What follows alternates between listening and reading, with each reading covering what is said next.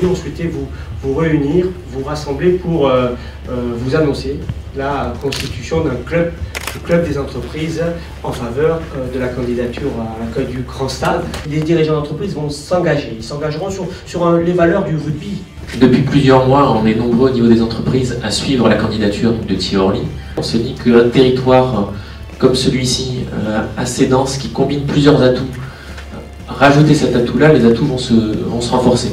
Et mettre côte à côte un gros pôle de transport qui inclut la longue distance avec l'aéroport et un gros pôle d'attractivité événementielle de toute nature, à commencer par le sportif, ça vient comme une évidence. Moi je vois ce stade-là aussi comme la possibilité d'aller à pied de l'aéroport au stade. Donc on est dans un environnement piéton et voir le stade arriver dans ce quartier renouvelé et qui se combine à tous les atouts qu'il a autour, dont un voisin important pour nous, c'est aussi Rungis. Tout ça, ça fait un tout qui fonctionne bien dans cette pépinière d'atouts qui se renforcent les uns les autres.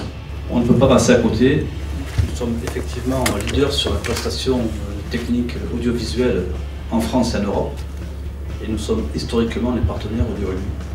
Parce qu'aujourd'hui, si vous pouvez suivre le championnat de top 14 et la Super League, c'est effectivement nos collaborateurs qui, chaque week-end, opèrent sur les terrains de rugby. Et donc, naturellement, il nous semblait important de participer, indépendamment de l'attrait du sport, reprendre pour nous en fait un investissement majeur. Voilà.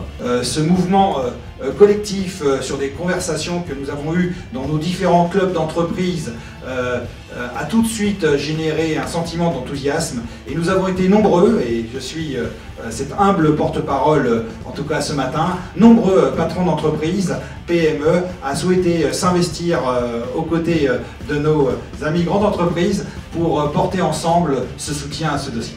Je crois qu'on va essayer de fédérer, je crois qu'il n'y a pas de problème quand on voit déjà la dynamique qui est lancée, l'envie, le plaisir que le monde de l'économie veut apporter à tous ses partenaires naturels, le département, l'agence et autres, pour que véritablement ce grand stade puisse avoir son existence. Si on veut que ce stade soit pas seulement un stade de sport, mais aussi un stade multifonction où on puisse dérouler d'autres événements, il faudra bien sûr qu'il y ait un certain nombre de services, à la fois pour les organisateurs et pour les visiteurs.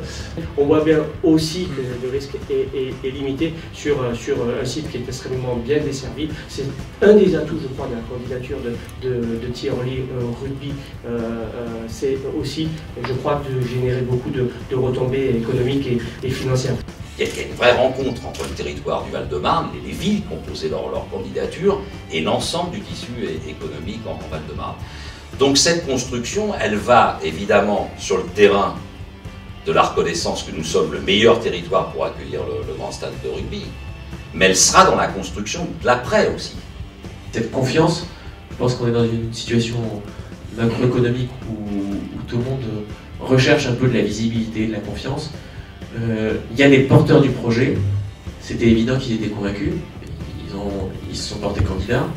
Il y a à côté, en parallèle, c'est une deuxième jambe, un tissu économique qui manifeste aussi son intérêt avec ses outils à lui, son approche à lui et sa pérennité. Si on a cette motivation avant même qu'il existe, je pense, j'espère que les banquiers seront convaincus que le tissu économique, il peut vraiment compter sur lui, a fortiori quand l'outil sera opérationnel.